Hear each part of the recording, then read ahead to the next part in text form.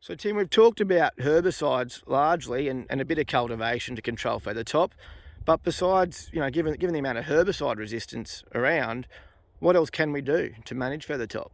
Look, yeah, we are a bit limited, but certainly crop competition is a key one, and that might be the previous winter crop, the selection of species and even variety, getting that heavy stubble load, narrow row spacings, and even things like incorporating different harvest techniques like stripper fronts just to get full ground cover can really suppress those germinations. It's not going to be a 100% job, but it's certainly going to be a key part of our control strategies. When you look at the common rotation, I guess in northwest New South Wales, Poole, do you see any weaknesses in there where feather top has got away on us in the past? And if so, what can you do to manage that? Look, certainly our wide row summer crops have been problematic, and particularly sorghum, where we don't have too many shots at it. We get to put some residuals out there.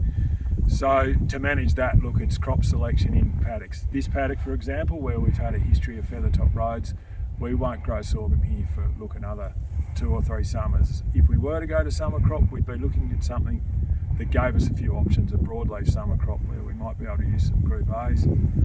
But even then, we find that we can have escapes coming through there with that lack of competition.